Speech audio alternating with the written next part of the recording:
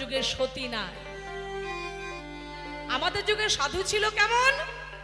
সাধুরা যখন তখন মুখ দিয়ে আগুন বের করতে পারতেন, যদি চাইতেন যখন তখন কাউকে ভস্ম করে দিতে পারতেন মুখ দিয়ে আগুন বের করে। তোর যুগে ভাই কলি এরকম সাধু নাই। সাধু আছে, সাধুরের পাওয়ার নাই। আগুন তো দূরের কথা, সময় বিশেষে সাধুদের মুখ দিয়ে স্যাপও বাড়ায় না। তবে হ্যাঁ, মাঝে মাঝে আপনারা একটা সেন্ট পাবেন সাধুদের মুখ দিয়ে, কিছু কিছু সাধুদের মুখ দিয়ে, সেটা হচ্ছে ওই যে 70-50 রামের সেন্ট আপনারা পাবেন সাধুদের মুখ দিয়ে। আমার ভাইয়ের যুগে যে সাধুরা আছে তাদের মুখ দিয়ে এই সমস্ত পাওয়া যায়, কিন্তু মুখ দিয়ে আগুন বের করবার মতো সেরকম পাওয়ার নাই। আমাদের যুগে সাধুরা কি করতেন? জলের উপর দিয়ে হেঁটে যেতেন সাধনার দ্বারা। বর্তমানে সাধুরে নিয়ে যে এই যে সাধারণ আপনাদের যে নদীটা আছে এর মধ্যে নামায় দিয়েন তো, বলেন তো খালি পার হয়ে যান, উপর দিয়ে নিচ দিয়ে যাওয়া যাবে না, জলের উপর দিয়ে যেতে হবে। পারবে বাবা? ও ডুবে মরবে, উপায় নাই। সাধনা করতে পারে নাই, ওরকম পাওয়ার বর্তমানে নাই। আমাদের যুগে সাধুরা কি করতেন? শূন্য মার্গে উড়ে বেড়াতেন কুম্ভক সাধনের দ্বারা। বর্তমানে সাধু পারবে শূন্য মার্গে উড়ে বেড়াবে? এরকম সাধু দেখা যায় বাবা? যায়। সাধু আছে গেরুয়া বসন পরে, জটা মাথায়, দাড়ি গাল ভরা, থোতা ভরা দাড়ি, এরকম আছে।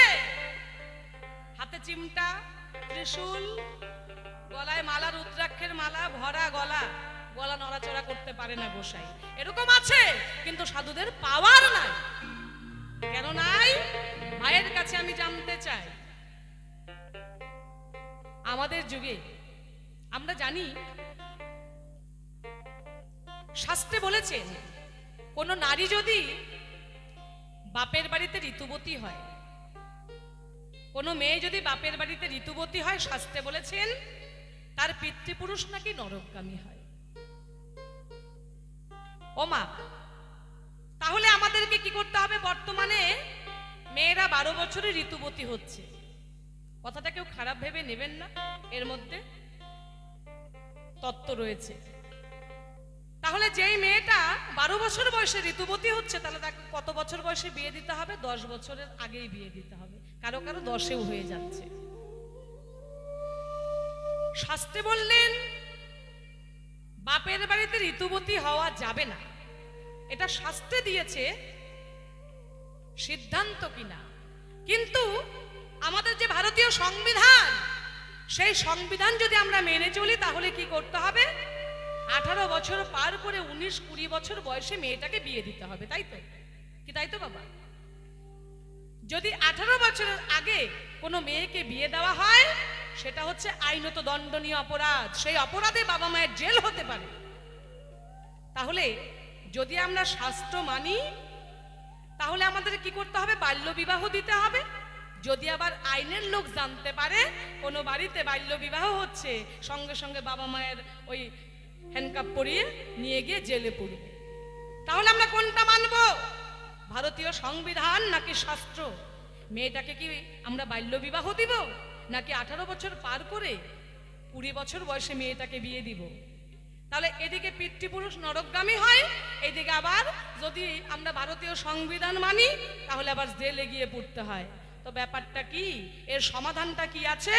আজকে আমার ভাইয়ের কাছে জানার বাসনা রয়েছে। গান গাওয়ার সময় নেই, সময় কারো জন্য অপেক্ষা করে না, তাই হয়তোবা সময় চলেই গেছে। একটু হয়তো সময় আছে, উনি আসরে এসে জবাব দেবেন, তাই গান আর এখন গাইছি না। যদি পরে সময় থাকে অবশ্যই একটি গান গেয়ে শোনাবো। জয় গুরু জয়।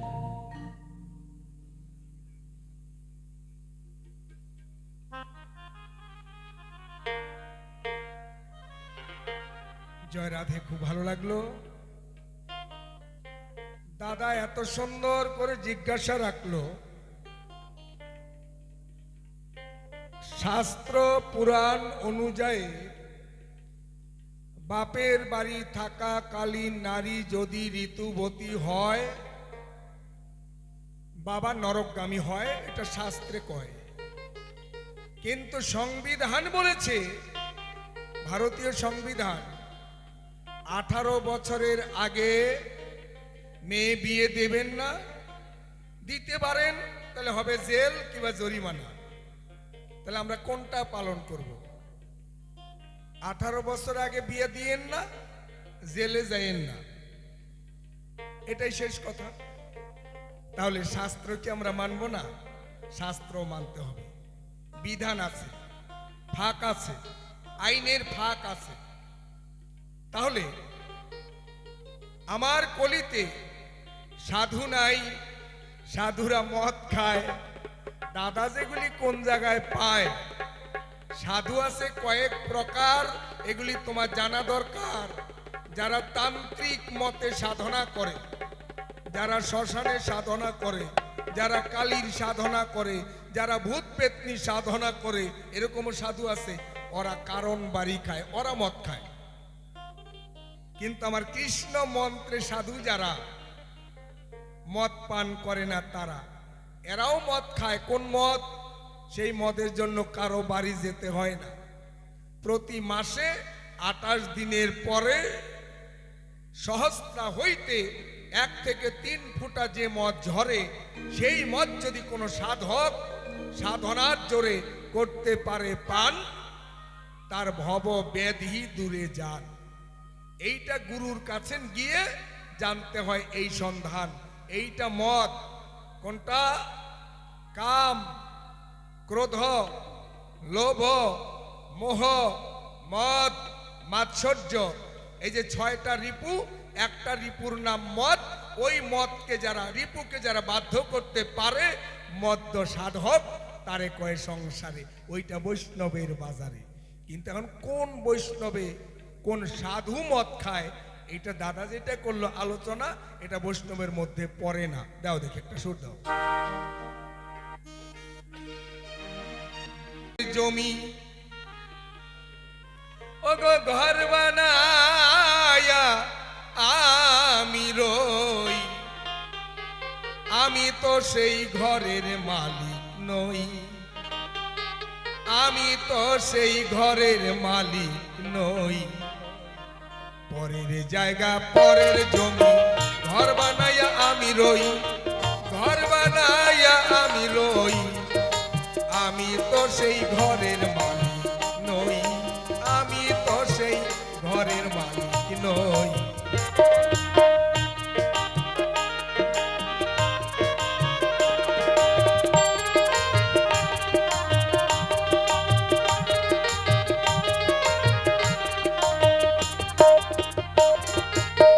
দাদা, তোমার 3 যুগে 5টা সতী নারীর নাম। সত্য যুগে 1টা সতী নারী, ত্রেতা যুগে 2টা, দাপর যুগে 2টা, এই 3 যুগে 5টা সতী। আর আমার কলিতে আমি যেদিকে তাকাই সব মা। মায়ের কোনো বিকল্প নাই। মায়ের সঙ্গে সতী নারীর খাওয়া নাই। মা বড় না সতী বড়? জগতে যতজন, প্রত্যেকের মা হচ্ছে সতী। মায়ের বিকল্প নাই। এই জন্য আমরা আদর্শ মা চাই। সতী ওই 4-5টা করে ধরবে পতি না। আমি দেখি মা, মায়ের বিকল্প হয় না। তবে আমার কলিতে যে ওইরকম মার্কা মারা সতী নাই, এটা তুমি জানো না দাদা। আছে, অনেক পরিচয় আছে। বলতে গেলে একবারে তত্ত্ব কথা খোলা। 1 নাম্বার সতী হচ্ছে আমার কলিতে বেহুলা। এটা তোমার সত্য, ত্রেতা, দাপর 3 যুগে না।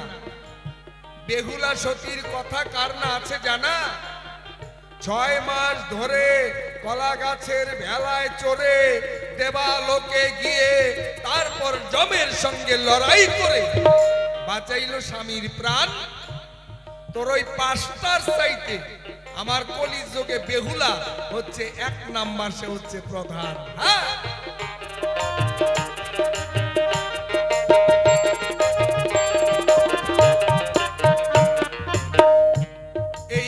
ঘরখানা যার জমিদারি,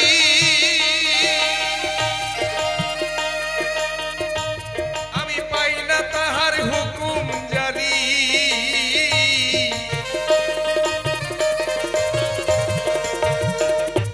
ঘরখানা যার জমিদারি, পাই না তাহার হুকুম জারি। আমি পাই না জমিদারের দেখা, পাই না জমিদারের দেখা, মনের কথা কারে কই। আমি তো সেই ঘরের মালিক নই, আমি তো সেই ঘরের মালিক নই।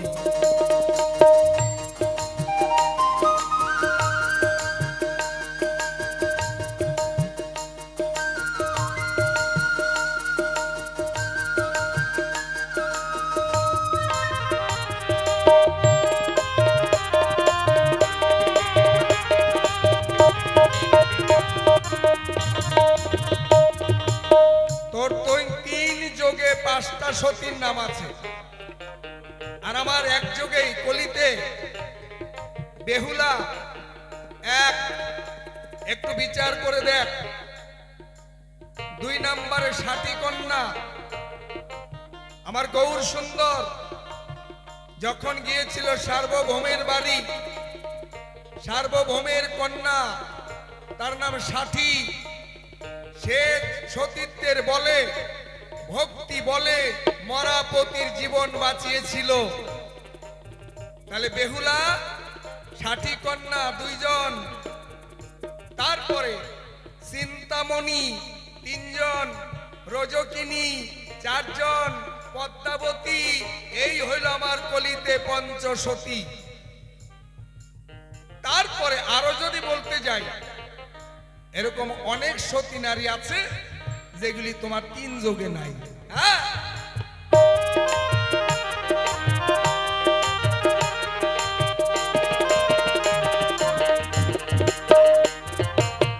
জমিদারের ইচ্ছা মতো দেই না জমি চাষ, তাই তো ফসল ফলে নারী দুঃখ 12 মাস।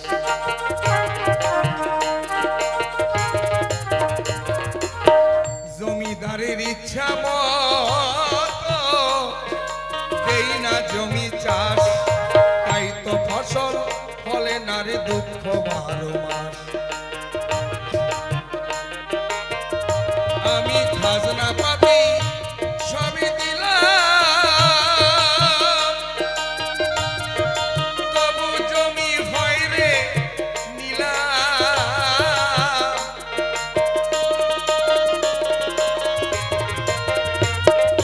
খাজনা পাতি সবই দিলাম, তবু জমি হয় রে নিলাম। আমি চলি যে তার মন জোগাইয়া, আমি চলি যে তার মন জোগাইয়া, তবু তা খিলায় না মিলে সই। আমি তো সেই ঘরের মালিক নই।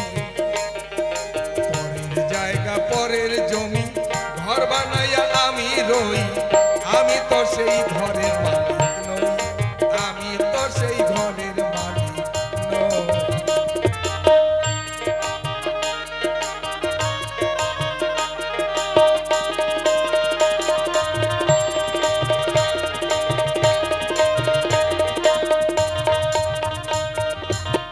কলিযুগে আছে সতী, সবার আছে জানা। বেহুলার ঘটনা করতে চাই বর্ণনা। বেহুলা বাসর ঘরে তার প্রতি মরে, সবাই বলল অসতী। বেহুলা বলছে শাশুড়ি মায়ের ঠাই, আমি যদি সতী নারী হই, আমার স্বামীর প্রাণ আমি বাঁচাবই। ঘরে প্রমাণ দিয়ে গেল একটা ঘৃতের প্রদীপ। যতদিন এই ঘৃতের প্রদীপ জ্বলে, ততদিন জানবে তোমার পুত্র আছে মঙ্গলে, তোমার পুত্রকে নিয়ে আমি ফিরে আসবই। আবার সিদ্ধ ধান দিয়ে গেছে ঘরে। এই সিদ্ধ ধানের মধ্যে যেদিন চারা গজাবে, দেখবে লক্ষ্য করে, জানবে তোমার পুত্র বেঁচে আবার আসবে ফিরে। তাহলে এত কষ্ট করে বেহুলা স্বামীর জীবন ফিরে পায়। তারপর ষাটি কন্যার কথা তোমার যাই কইয়া, গৌর হরি সার্বভৌম পণ্ডিতের বাড়ি ওই যে সেবাতে বসিয়া, গৌর হরি সেবায় বসলো। আর সার্বভৌমের মেয়ের জামাই ওটা নাস্তিক, ওটা এসে দেখতে পায় গৌর হরি বসতে সেবায়। কাজকর্ম নাই, খালি খাওয়া, পরের বাড়ি যাওয়া আর খাওয়া। বৈষ্ণব নিন্দা করলো, শাশুড়ির অভিশাপে মেয়ের জামাই মারা গেল। এবার ষাটি কন্যা গৌর হরির চরণে ধরে যখন কান্নাকাটি করে, গৌর হরির কৃপায় ওই ষাটি কন্যার স্বামী আবার প্রাণে বাঁচে। এইরকম সতী আমার কলির কালে অনেক আছে। তারপর সবাই জানে না প্রেমের মরা মরে মরে না।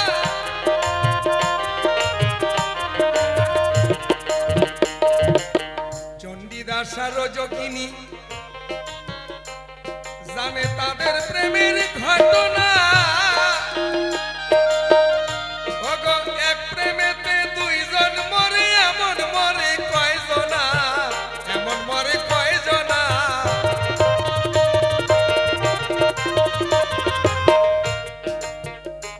আবার চণ্ডীদাস ব্রাহ্মণের ছেলে, চণ্ডীদাস ব্রাহ্মণের ছেলে করি আমি বর্ণনা, প্রেমের মরা মরে মরে না হবে, সবাই জানে না প্রেমের মরা মরে মরে।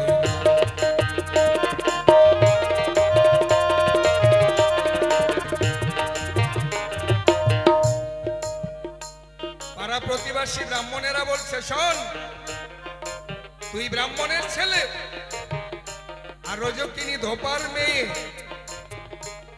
এবার চণ্ডীদাসের বাবা মরে গেল, প্রতিবাসীরা সবাই ঘোষণা করলো, তোর বাবা শ্রাদ্ধের মধ্যে যদি ওই ধোপার মেয়ে আসে, আমরা কেউ ভোজন করব না। চণ্ডীদাস রজকিনীর কাছে গিয়ে করে বর্ণনা, শ্রাদ্ধ শান্তি পার না হলে তোমার সাথে দেখা হবে না।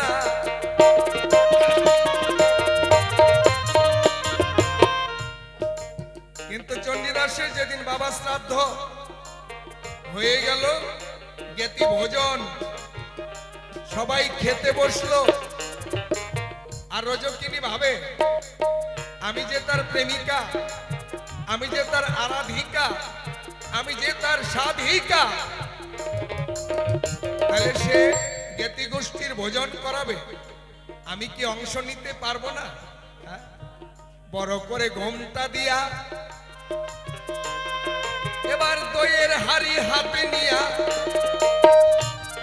চণ্ডীদাস মিষ্টি বিতরণ করে। আর রজকিনী ঘোমটা দিয়ে সে দই বিতরণ করে। দই বিতরণ করতে করতে হঠাৎ করে একটু ঘোমটা পড়ে গেল। ওই পাড়া প্রতিবাসীরা দেখলো যে রজকিনী এলো, খাবো না বলে সবাই পড়লো দাঁড়াইয়া। চণ্ডীদাস কই, কি আমি না করেছি মানা, শ্রাদ্ধ শান্তি পার না হলে তোর সঙ্গে আমার দেখা হবে না, তোর জন্য আমার জ্ঞাতি গোষ্ঠীর সেবা হলো না। চণ্ডীদাস লাঠি নিয়া রজকিনীকে মারতে যায়। রজকিনীর এক হাতে দইয়ের হাড়ি, আরেক হাতে চামচ ছিল, দৌড়াইয়া যখন পালায়। রজকিনীর এক হাতে দইয়ের ভাণ্ড, আরেক হাতে চামচ। এবার চণ্ডীদাস লাঠি নিয়ে তাকে দৌড়াচ্ছে, সে চলে যাচ্ছে। হঠাৎ করে মাথার ঘোমটা পড়ে যায়। রজকিনী ভাবছে, আমি যে কে, এটা মানুষকে এত আগেই ধরা দেওয়া যাবে না। যখন ঘোমটা পড়ে যেতে চায়, সঙ্গে সঙ্গে আরো দুই হাত বের করে ওই মাথার ঘোমটা উঠায়। চণ্ডীদাস যখন দেখতে পেল যে চার হাত রজকিনী, ওই দুর্গা মায়ের অংশ রজকিনীর মধ্যেই ছিল,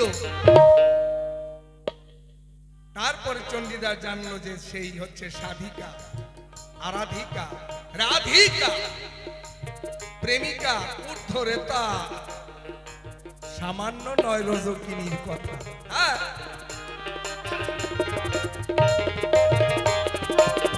একদিন চণ্ডী ঠাকুর গাছের মধ্যে চলল। রজকিনী অনেক দূরে, গাছে উঠে তাকে দর্শন করে। রজকিনী দূরে চলে যায়, ও আরো ওঠে গাছের আগায়, এডাল থেকে ওডালে, ওডাল থেকে ওডালে, উঠতে উঠতে একবারে গাছের পাতার উপরে। আজকে প্রেমের টানে অন্যদিকে আর কিছুই নাহি জানে, গাছের পাতার উপরে দাঁড়িয়ে আছে। পাড়া প্রতিবেশীরা দেখে বলছে, ঠাকুর তুমি না পাতার উপরে? যখন চণ্ডীদাস লক্ষ্য করলো যে পাতার উপরে দাঁড়িয়ে রইল, তখন হুঁশ এলো, সঙ্গে সঙ্গে গাছ থেকে পড়ে চণ্ডীদাসের মরণ হলো। পাড়া প্রতিবাসীরা এবার হরিবল হরিবল বলে নিয়ে গেল শ্মশানে। আবার অনুরাগের টেলিফোনে রজকিনী খবর জানে।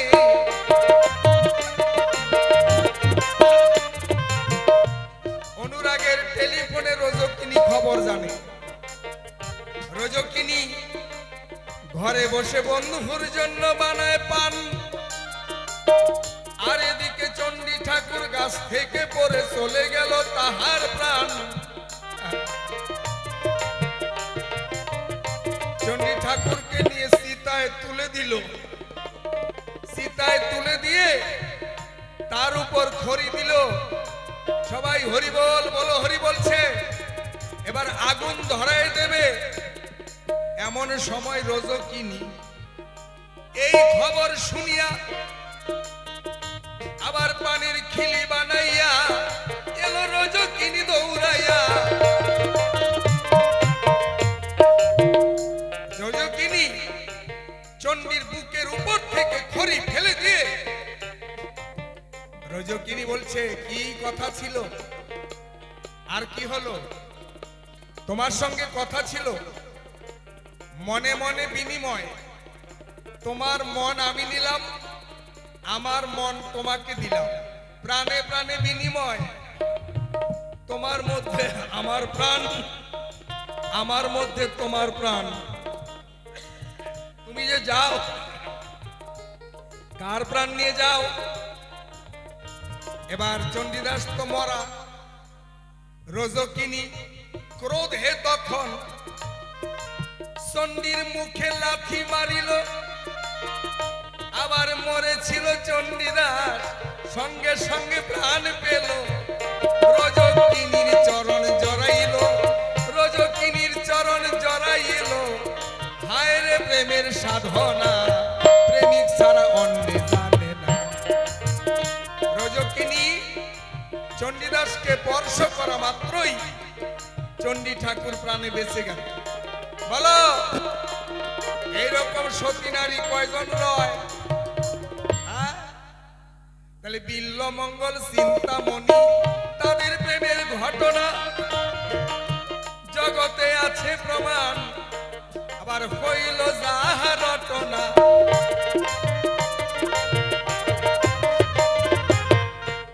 এবারে দাঁড়াও দাঁড়াও দাদা তুমি, দাঁড়াও দাঁড়াও দাদা তুমি, দেরি আর তো সহে না। প্রেমিক জানে প্রেমের সাধনা, অন্যে বোঝে না। প্রেমিক জানে প্রেমের সাধনা, অন্যে বোঝে না। প্রেমিক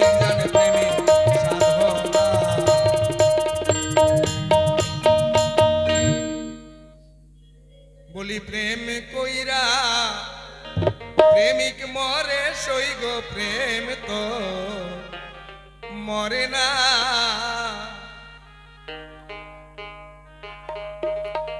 ভবে প্রেমিকেরা এখানে চলো দিশাহারা তারা মরণের ভয় করে না, তারা মরণের ভয় করে না। প্রেম তো মরে না, প্রেমে কইরা যে প্রেমিক মরে সইগ প্রেম তো মরে না।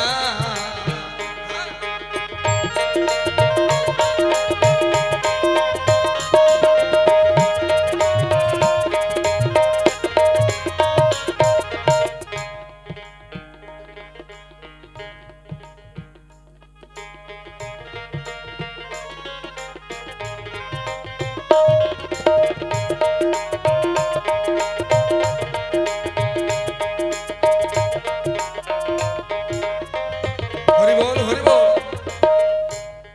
আমি কলির কালে যেই দিকে তাকাই সবই ভালো দেখিতে পাই। কলির কালে খারাপ জিনিস বাজারে চলে না।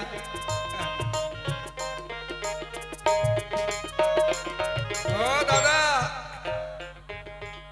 আমি যেদিকে তাকাই সব ভালো দেখতে পাই, কলিতে খারাপ জিনিস নাই। যদি তুমি একটা প্রমাণ দিতে পারো যে কলিতে এটা খারাপ, তোমাকে 10,000 টাকা পুরস্কার দেওয়া হবে, বুঝলে? ও কলিতে কোনো জিনিস খারাপ নাই, বাহ সব ভালো। যদি খারাপ দেখানো যায় 10,000 টাকা পুরস্কার দেওয়া হবে। তা আমি তো কলিযুগে কিছু ভালোই দেখতে পাই না, সবই তো ভেজাল। ও মা ভেজাল না? কি গো ভেজাল না? সবকিছুর মধ্যে ভেজাল না? বর্তমানে কলিযুগে শুকনা মাছের দাম বেশি, দুধের দাম নাই। দুধ যেটা ভালো সেটার দাম পাওয়া যাচ্ছে না। শুকনা মাছের মধ্যে বিন্দুমাত্র ভিটামিন নাই, যা খেলে গ্যাস্ট্রিক হবে, গ্যাস্ট্রিক আলসার হয়ে মানুষ তাড়াতাড়ি মারা যাবে, তার দাম বেশি। অথচ দুধের মধ্যে প্রচুর পরিমাণে ভিটামিন আছে, 24টা তার মধ্যে গুণ রয়েছে। এত ভিটামিন থাকার পরেও সেই দুধের দাম কম। শুকনা মাছ খেলে মানুষ তাড়াতাড়ি মারা যাবে, মদ খেলে মানুষ তাড়াতাড়ি মারা যাবে, তার দামটা বেশি করেছে আমার ভাই। আবার বলে সবকিছুই নাকি ভালো দেখতে পায়। বাহ, তোমার মাথায় রাজনীতি চলবে না। শুকনা মাছের দাম বেশি, 2,000 টাকা কেজি, আর দুধ 40 টাকা 50 টাকা লিটার। আচ্ছা, রাজনীতি করে যারা এই খবর জানে তারা, এটা তোমার মাথায় খেলবে না। হ্যাঁ, হ্যালো, তোমার যে বুদ্ধি, এখানে রাজনীতি আছে। হ্যাঁ, আচ্ছা, আমি রাজা, আমি জানি আমার গরিব দুঃখী প্রজাগণ আচ্ছা দিনে কামাই করে 300 টাকা, 300 টাকা কামাই করে। আচ্ছা দুধের লিটার যদি 500 টাকা করে দেই, ওর বাবার সাধ্য আছে দুধ খাইতে পারে। 300 টাকা করে কামাই, দুধের লিটার 40 টাকা, 20 টাকা দিয়ে হাফ লিটার নিল, আর সংসারও ঠিক রইল, ভিটামিনটাও পেল। তাহলে ভিটামিন জিনিস প্রত্যেকটা গরিব মানুষের খাওয়া দরকার, এই জন্য এটার দাম একদম কমায় দিছি। এইটাই আইন হচ্ছে ঠিক রাজা। আচ্ছা আপনারা কোনটা চান? গরিব মানুষ দুধ 50 টাকা লিটার না 500 টাকা লিটার?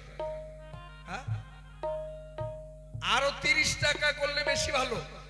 30 টাকা করলে তো বেশি ভালো, 50 টাকা লিটারেও ঠিক আছে, অসুবিধা নাই। কিন্তু তাহলেও তারপরেও এত দাম কম, বাজারে দুধ বিক্রি হয় না, মদের দোকানে লাইন। কি বাহ, ওইটা কেমন হইলো? মদের দোকানে লাইন দিয়ে মদ কিনে খাচ্ছে, যেটা জানে খেলে তাড়াতাড়ি মারা যাব। শোনো, সিগারেটের প্যাকেটের মধ্যে দেওয়া থাকে, তাই না? এটা আমি রাজা, এটা পান করা ভালো না। লেখা আছে সিগারেট বিড়ির প্যাকেটের গায়ে ক্যান্সারের ছবি দেওয়া, খাইলে পরে স্বাস্থ্য নষ্ট হইয়া যায়। তারপরেও মানুষে খায়, ওটা খায়। আমার দোষ না, ওইটা তাহলে কার ওটা তো দোষ? আমার দোষ না। লেখা আছে সিগারেটের প্যাকেটের গায়ে, সিগারেট স্বাস্থ্যের পক্ষে ক্ষতিকর, বিড়ি স্বাস্থ্যের পক্ষে ক্ষতিকর, তারপরে মানুষে খায়, খাক, তাড়াতাড়ি জমের বাড়ি যান।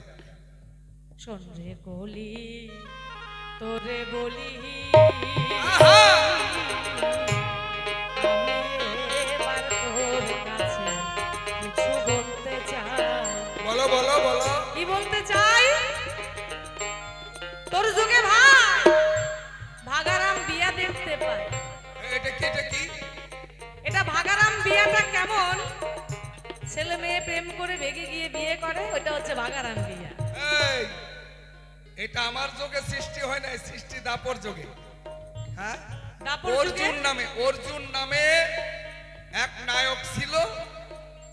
ওই বন্ধুর বাড়ি যখন বেড়াইতে গেল, বন্ধুর বোন নাম সুভদ্রা রানী, তার সঙ্গেই তার প্রথম প্রেমের কাহিনী। ওই দুইজনে দিল ভাগারাম। এখন কলির কালে আমার হইল নাম। তোর আচ্ছা। চোখে দেখছে, আমার চোখে শিখছে। তার মানে আর আমাদের দোষটা কি? আমাদের যুগে ওইটা ছিল বলে বর্তমানে ভাগারাম বিয়েটা তবে হচ্ছে। এটা ভালো, ভাগারাম বাহ। বিয়েটা ভালো। কেন ভালো কেন? বোঝে না। একটা মেয়ে বিয়ে দিতে মেয়ের বাবার কত টাকা নষ্ট, আর ছেলের বাবার দেখতে দেখতে স্বাস্থ্য কষ্ট। এই যে এত টাকা পয়সা নষ্ট, সময় নষ্ট, সংসার নষ্ট, আর বর্তমানে দেখতে পাই ছেলের বাবারও খরচ নাই, মেয়ের বাবারও খরচ নাই। কয় চলো তুমি আর আমি দুইজনে খাই। ভাগারাম যাই। এটা তো ভালো। না সত্যি তাই, খুব সহজ উপায়। যদি আপনারা দেখাশোনা করে বিয়ে দিতে যান, ছেলে মেয়ে পাবে না ভালো, আবার মেয়ের জন্য উপযুক্ত ছেলে পাওয়া যাবে। শোনো। যখন দুইজনে সেটিং হয়ে যায় তখন মেয়ের সব ঠিক। বাড়িতে, আপনাদের এদিকে না আমাদের ওদিকে, ওই মেয়ের বাড়িতে গিয়ে যদি কোনো ঘটকে কয় আপনার মেয়েটা বিয়ে দেবেন, ছেলে আছে বিয়ে পাস, মেয়ের বাবা কয় কি, ইঞ্জিনিয়ার আসছে কথা দেই নাই, বড় ডাক্তার আসছে কথা দেই নাই, প্রধানমন্ত্রী ছোট ভাই আসছে কথা দেই নাই, মানে কথা বলে খালি দেই নাই। কত বড় বড় ছেলে আসতেছে কথা দেই নাই, বড় ব্যবসায়ী আসছে কথা দেই নাই, তারপরে দেখা যায় টোটোওয়ালার সঙ্গে চলে গেছে।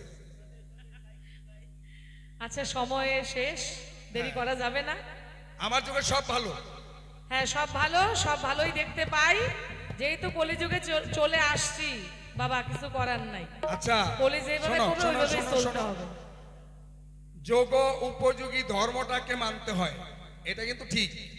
সত্য যুগের মানুষ যারা লক্ষ্মী নারায়ণকে ডাকতো তারা, ত্রেতা যুগের মানুষ যারা রাম সীতাকে ডাকতো তারা, দাপরের মানুষ রাধা কৃষ্ণ ভজন করে, আর আমার যুগের শ্রেষ্ঠ ভজন হচ্ছে গৌর নটবরী। গৌরের ধর্মটাই সার, গৌরের ধর্মের উপরে ধর্ম নাই আর। তাহলে আমার কথা ধরো, তুমি এই গৌরের ভজন করো, এটাই বলো। তাই করতে হবে, দুই ভাই মিলে গৌরের ভজন করব, হরি গুণগান গাবো, পাপা হয়তো জীবগণকে উদ্ধার করবে, একটু বৈষ্ণব সভার আয়োজন করব। হ্যাঁ, একটু ভিক্ষার আয়োজন করো, কারণ এইভাবে বলবে, আমায় ভিক্ষা কিছু দেন গো নগরবাসী। আমার ভিক্ষা কিছু দেন গো নগরবাসী। আবার যাহা পারো তাহাই দিবে মাতা মাসি ভগিনী পিসি। আমায় ভিক্ষা কিছু দেন গো নগরবাসী। দাও, যে যা পারো দাও, সামান্য দিলেও কোনো ক্ষতি নাই, জোরে নয়, ভক্তি ভরে বাবা যা সে দিবা। 20 টাকা তাই- ভিক্ষা দিয়ে হ্যাঁ, গেছে, হরি বল, হরি বল। অবশ্যই যেন এই দান গোবিন্দের এই তো ভজনে